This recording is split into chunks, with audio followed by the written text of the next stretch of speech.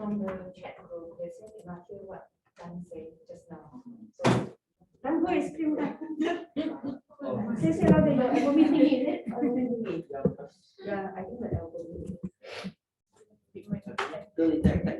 Tak inside. They will be typed in. Dan will type the answer in the group.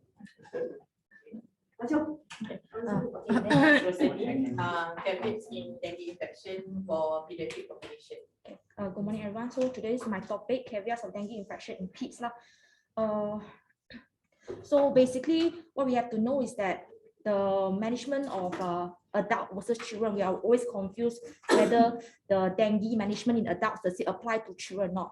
So basically, what I want to say in this slide is that the management of dengue in children, to diagnose dengue in children is actually a very difficult thing for us lah, because children, they come with all sorts of symptoms and they mainly come with febrile illnesses lah. They can be flu, can be cough, and then we might miss out dengue also. So it's actually a very challenging thing to diagnose dengue in children. And because of that, it might delay appropriate management for them.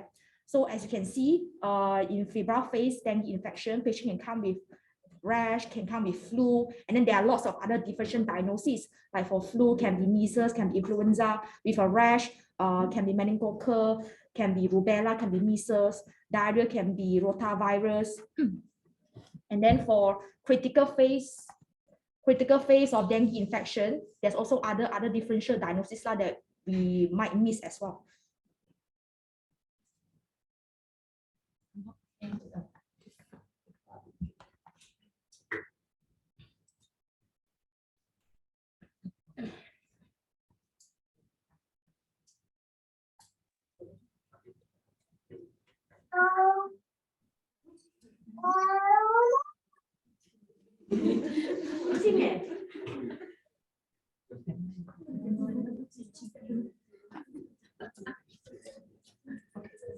So this is the summary of the dengue with warning signs, without warning signs, and also severe dengue. It's basically almost the same like the adult, but there are some differences. So I'm just going to show you guys the comparison. Okay, so this is a table comparing adult versus children warning signs. The first four is actually the common warning signs lah. Same as adult, same as children. Basically, you can have abdominal pain and tenderness, but the abdominal pain and tenderness dia kena continuous pain. So berapa kali you tekan, dia akan sakit juga. It cannot be intermittent. That's the definition of pain, abdominal pain and tenderness. And then there's third space, fluid accumulation, whether ascites, pleural or pericardial effusion, lethargy or restlessness, and also mucosal bleeding. So all four of these apply to both adult and children. So after that, below these are all the differences lah. Number one is persistent vomiting. For adults is 3 times or more in the past 24 hours, persistent vomiting. But for children, dia 2 kali pun dah cukup dah. Okay, 2 times or more, and dia kena fatigue and kena IV fluids lah. And then for persistent diarrhea, for adults is 3 times or more in the past 24 hours. However, in children, kalau ikut CBG, there's actually no documentation diarrhea as part of the warning signs. Memang tak ada, tak dapat nak cari pun, tak document. And then for adults, liver, tender liver. But for children, liver enlargement more than 2 cm dah kira as warning signs. Okay.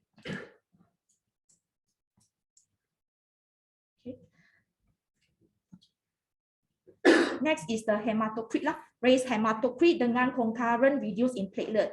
For adults, we use the hematocrit values as follow. Kalau dia less than 60 and below, 46%. If it's male more than 60 years old, 42, female is 40%. But this only apply to Malaysian population. Kalau dia macam like orang putih ke lain lah. Okay. Yeah, it is stated in the CPG. This is only for Malaysian population. So for children, sebab children kan, the range of hematocrit dia beza sangat. So CPG ada bagi range dia kat bawah lah for our references. So in children, if the hematocrit is raised by 20% from dia punya baseline, that's why patient children yang datang tu, you kena ambil satu hematocrit as the baseline lah. So that nanti you bagi fluids, you bagi management, you boleh compare. If it's raised by 20% from baseline, and then a concurrent decrease Maksudnya hematocrit raised by 20%. At the same time, you want to decrease in the platelet count less than or equals to 100. Okay. So for children, bukan semua PIDS patient kita kena admit kalau dia ada dengue. And that's one positive is not an indication for admission lah. Because majority of children that come with dengue, they are actually asymptomatic. And a lot of them, they can actually be discharged lah and monitor outside. But what you want to detect is those 5% of the PIDS patient that can come with severe dengue, can come with shock. So these are the patients that you want to monitor, that you want to be careful of. So CBG come up with a criteria that which patient that you should admit. So first of them is age less than 12 months. Kalau dia ada warning signs, patient other severe dengue or presence of comorbidities which you want to monitor. Social factors, for instance, parents are concerned, patient live far away, very hard to monitor them. And also additional points is that child appears confused, very lethargic. Although this one is not part of the CPG, but we just added it lah.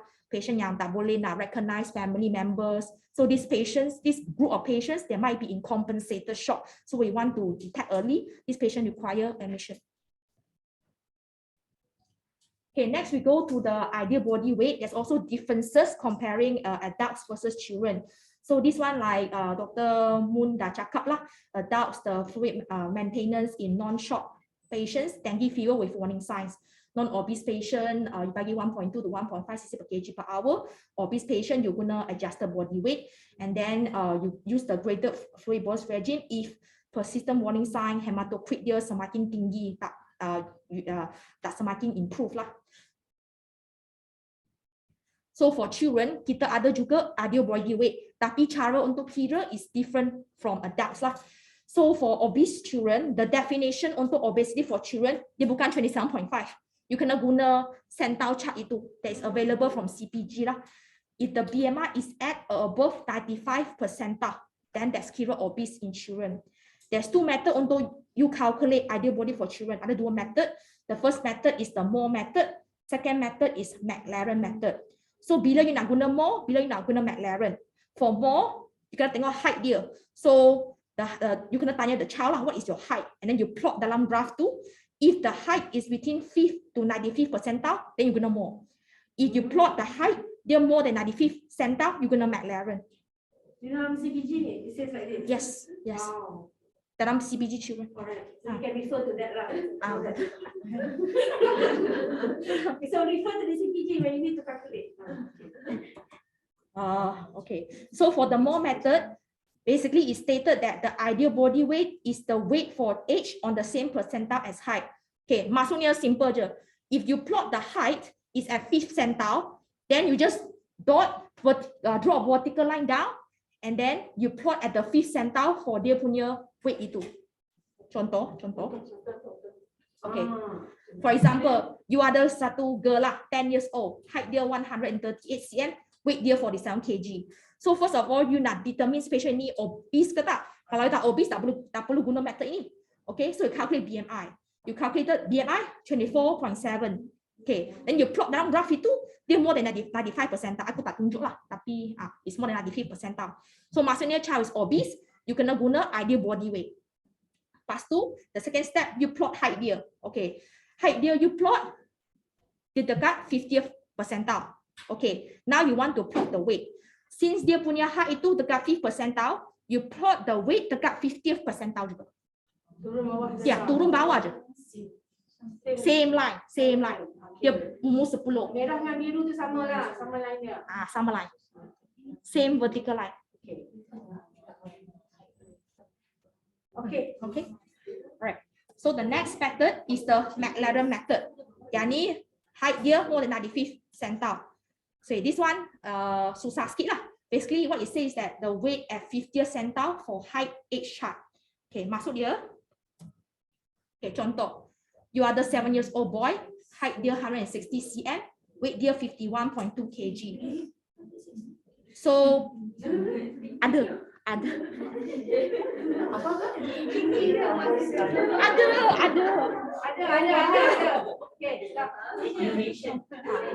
Okay, so first of all you calculate BMI dia. Okay, BMI dia 20.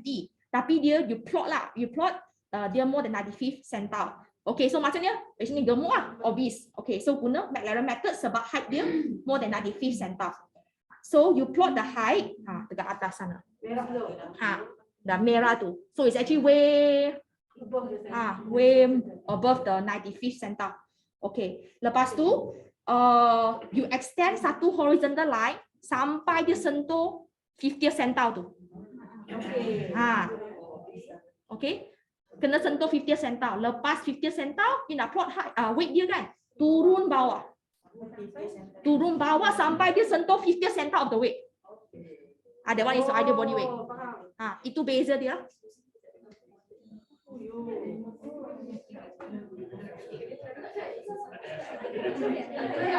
The ideal body weight dia 48. 48. So that's the difference je lah.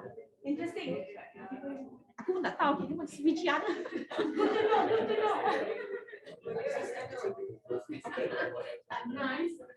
Okay. Otherwise, yang fluid management tu for children is actually kalau you ingat adults, you akan ingat children. Basically tak ada beza pun, sama je. Yang dengue with warning sign 5 to 7 cc per kg per hour. Lepas tu sama je. Crystalloid, they recommend crystalloid juga. Okay. Lepas tu compensator shock pun sama je. Sama je. Ni the use of light tu pun sama. Sama je. Right. Everything the same. Tak ada beza lah. So ingat adults, ingat children. Is that when if a neonate ke anything, then you want nak guna normal saline ke ataupun half saline? It's all normal saline. Normal saline, crystalloid. Melainkan dia ada macam hypoglycemia, then they recommend normal saline give us. They say crystalloids first. Memang is purple in the CPG is memang purple. Memang is that color. Betul. Itu je lah. Aku nak sampaikan basically what's the difference between children and adults. Just the warning sign dia different. Dengan cara nak kira ideal body weight dia different. Yang lain sama. Ini deserve a clap lah.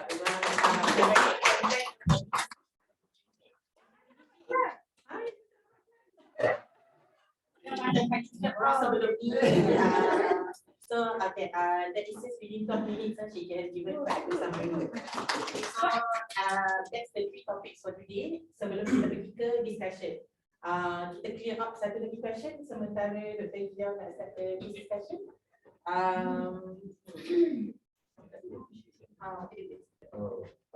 Nurul. I don't know tak untuk the confusion kan. Nurul tu jawapan dia. Nurul for prophylactic. Kalau patient bleeding, you bagi sebab dia akan get destroyed. Kalau patient bleeding bagi akan ataupun cryo. Kalau patient yang ada tu pun nak adjust dia punya bolus credit tu untuk patient yang di compensatory shock. Okay, contoh patient ni di compensatory shock. Macam mana doktor nak play with the credit bolus tu for those patient yang ESRF with no urine output. Soalan.